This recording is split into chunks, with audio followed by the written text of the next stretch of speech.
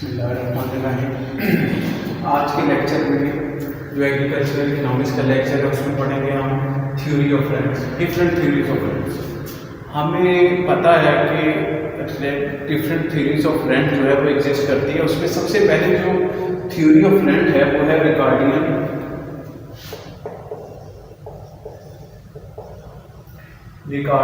Theory of rent.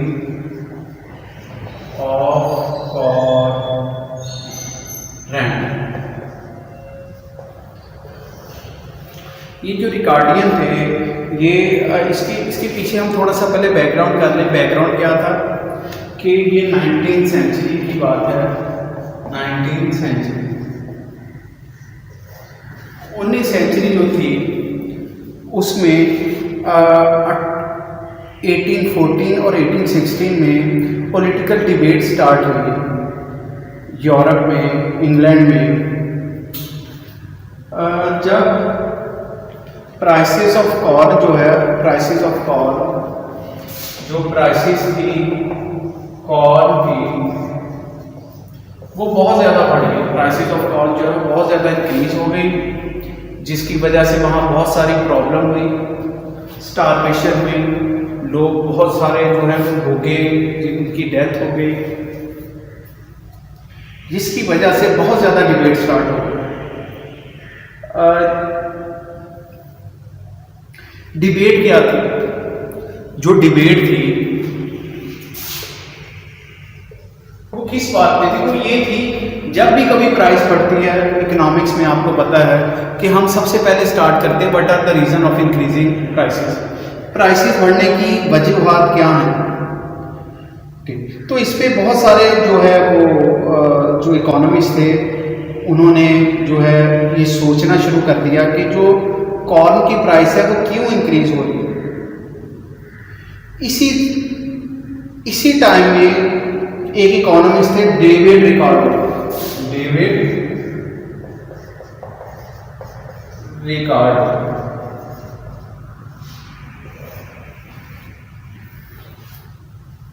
जिन्होंने एक book लिखी principles of political economy and taxation. Principles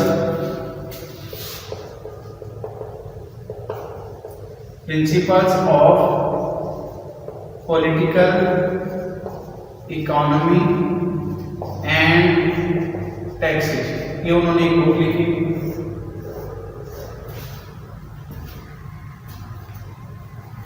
उस बुक में उन्होंने जो है वो लिखा कि जो कॉर्न प्राइसेस, अच्छा ये बेसिकली मैं बता दूं व्हाट इज कॉर्न। ये कॉर्न जो था उस वक्त ये जेनेरिक नेम था सीरियल्स का, जो उस वक्त जितनी जो ऑल काइंड्स ऑफ ग्रेन्स होते हैं जैसे सबको कॉर्न बोलते थे। कॉर्न की प्राइस बढ़ गई, जो स्टेबल फूड्स हैं इनकी प्राइसेस बढ़ गई। तो जो डेविड रिकार्डो थे इन्होंने इसकी रीजंस में लिखा कि जो प्राइसेस हैं, प्राइसेस ऑफ कॉर्न है, वो इसलिए बढ़ी है क्योंकि यहाँ जंग लगी हुई है। जो नेपोलियन वॉर्स थी यूरोप में, उसकी वजह से ये जो है कॉर्न की प्राइसेस जो है वो बढ़ गई है। अच्छा, कैसे बढ़ी? जब वॉर हुई तो यूरोप में कॉर्न की शॉर्टेज हो गई। कॉर्न की शॉर्टेज हुई तो उसकी डिमांड बढ़ गई। पापा डिमांड बढ़ी तो लैंड की डिमांड बढ़ गई। कॉर्न की डिमांड बढ़ने से जो है वो कॉर्न ज़्यादा प्रॉफिटेबल हो गई। कॉर्न जब ज़्यादा प्रॉफिटेबल हुई तो उसकी क्या बन गई? लोगों ने ज़मीन को ज़्यादा खरीदना शुरू कर दिया, ज़मीन को ज़्यादा हायर करना शुरू कर दिया। किसके लिए? कॉर्न के लिए, कॉर्न को प्रोड्यूस करने के लिए, जिसकी वजह से जो प्राइस ऑफ लैंड है वो भी बढ़ गई। ठीक है।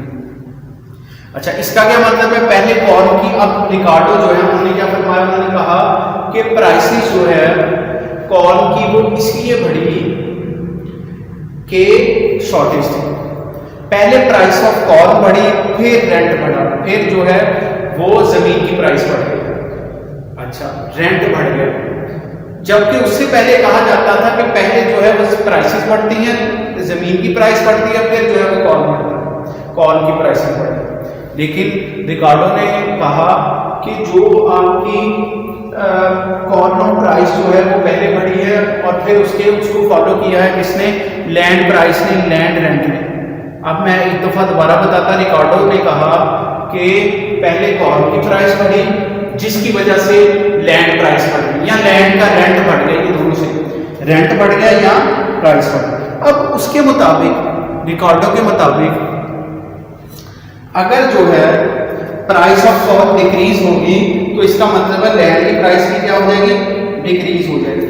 लैंड की सब क्या होगा, जब कॉर्न की प्राइस अगर डिक्रीज होगी तो क्या होगा, ये लेस प्रॉफिटेबल हो जाएगी। ये लेस प्रॉफिटेबल होगी तो लोग जो है इसे कल्टीवेट करना कम कर देंगे।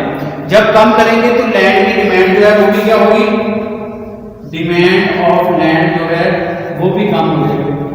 डिमांड ऑफ लैंड कम होगी तो ऑब्वियसली लैंड की प्राइस और रेंट जो है वो भी क्या हो जाएगा, वो भी कम हो जाएगा।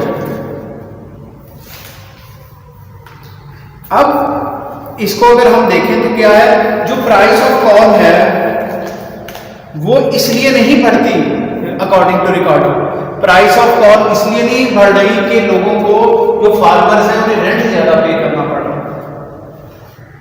बल्कि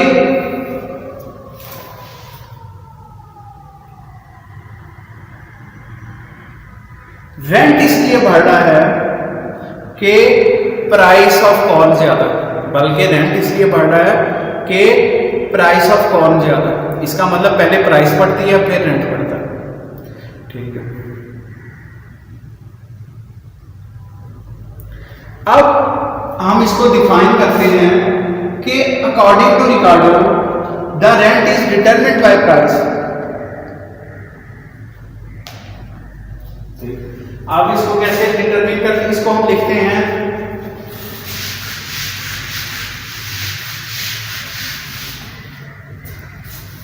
the rent is determined by price. अच्छा, rent is determined by price of corn, price is not determined by rent. जो पहले चलता था वो कहते थे price is determined by rent, लेकिन जो रिकार्डो था उन्होंने लिखा था rent is determined by price. तो जो पहला ग्रुप था रिकार्डो से पहले वो कहता था price is determined by rent. अब क्या है, रेंट इज, रिकार्डो ने कहा rent is determined by price.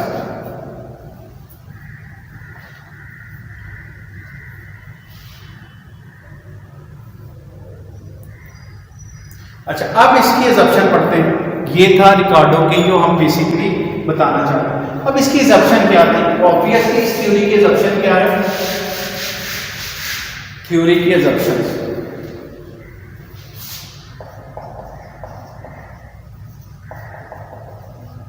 assumptions of Ricardian theory of rent, assumption of Ricardian of theory of rent. First assumption, quantity of land is fixed. जो land की quantity है वो fixed है in a country.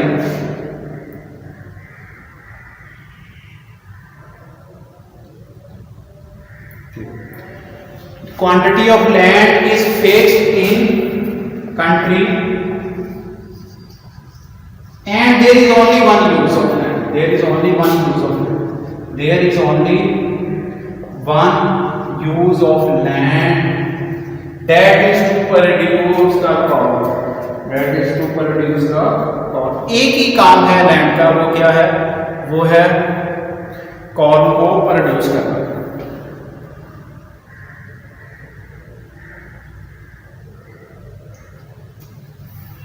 Second, the farmers are well aware of fertility, of quality of land, sorry, quality of land।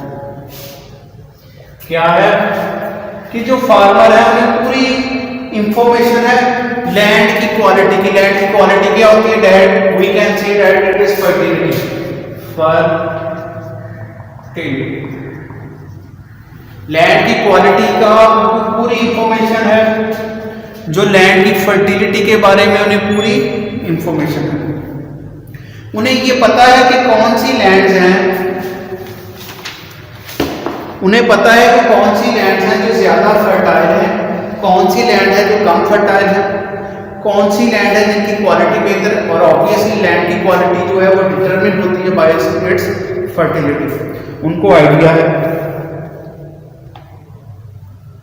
Next जो option है वो है perfect competition. There is perfect competition. क्या है? There is perfect competition amongst farmers. Farmers के दरमियान जो है वो परफेक्ट कंपटीशन है। क्या है? Marginal product of labour, capital and prices are equal. जो मार्जिनल प्रोडक्ट ऑफ लेबर और कैपिटल जो है वो प्राइसेस के इक्वल है। ठीक है, मार्जिनल प्रोडक्ट जो है MPL, MP के इसके इक्वल है प्राइसेस।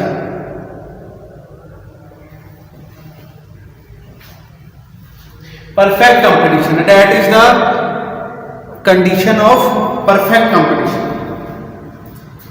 फिर क्या है?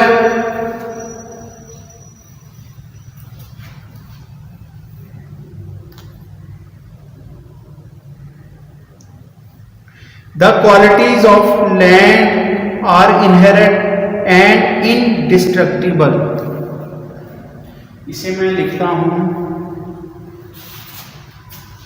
फोर्थ है quality of lands are inherent and indestructible. जो क्वालिटी ऑफ लैंड है उसे चेंज नहीं किया जा सकता, ना ही उसे वो कांस्टेंट रहती है। जो फार्मर है वो उसके यूज की, उस क्वालिटी की यूज की प्राइस पे करता है।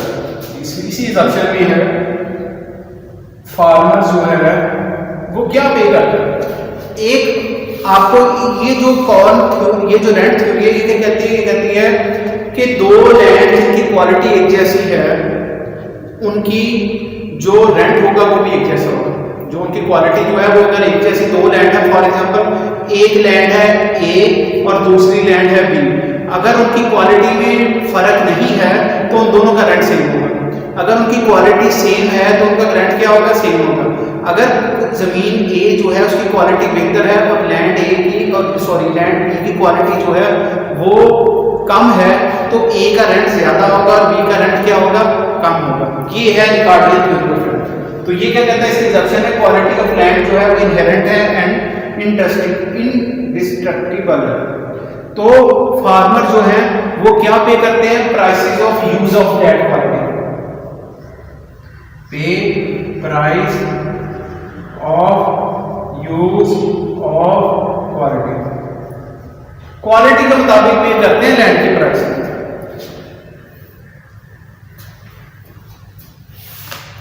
आगे क्या है?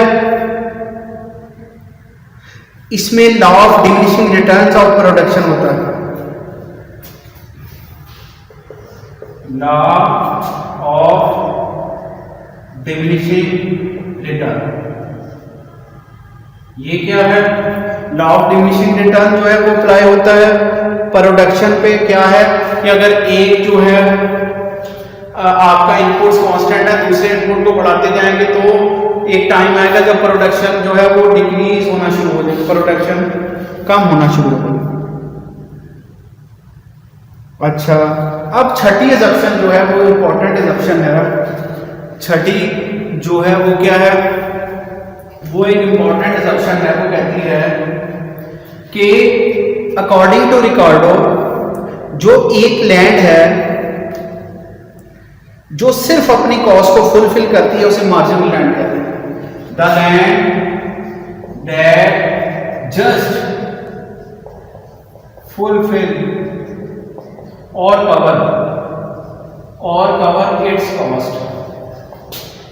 एक ऐसी लैंड जो सिर्फ इतना प्रोड्यूस करे कि उसका जस्ट जो है वो कॉस्ट जो है वो कवर हो, उसको बोलते हैं मार्जिनल लैंड। मार्जिनल लैंड, मैं दोबारा रिपीट करता हूं, मार्जिनल लैंड क्या लैंड है? मार्जिनल लैंड है कि ऐसी लैंड जो सिर्फ अपनी कॉस्ट को कवर करे, इतना ही प्रोड्यूस करे कि पूरी कॉस्ट को कवर करे, उसे बोलते हैं मार्जिनल लैंड। और उसको रेंटलेस भी बोलते हैं, रेंटलेस लैंड, रेंट मार्जिनल लैंड और रेंटलेस लैंड। इसका कोई जो है वो रेंट नहीं होगा, ये जो है ये फ्री होगी, रेंटलेस लैंड होगी। वो लैंड उसे मार्जिनल लैंड भी बोलते हैं जो सिर्फ अपनी कॉस्ट को कवर करे। और अच्छा, अब इसका क्या मतलब है?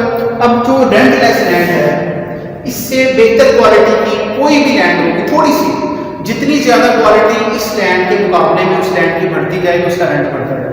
ये रेंटलेस लैंड है जो सिर्फ अपनी कॉस्ट को पूरी करती है। इससे ऊपर जैसे जैसे जैसे जाते जाके रेंट बढ़ता है। ये बेस होगी, ये क्या होगी? बेस होगी। इससे बेहतर लैंड है तो उसका रेंट, अगर उससे भी बेहतर लैंड है तो उसका भी रेंट उससे ज्यादा है, अगर उससे भी बेहतर लैंड है तो, अब इसका मतलब क्वालिटी के साथ साथ जो है वो रेंट क्या होता जाएगा? बढ़ता जाएगा। तो ये था assumption of Ricardian theory of cost.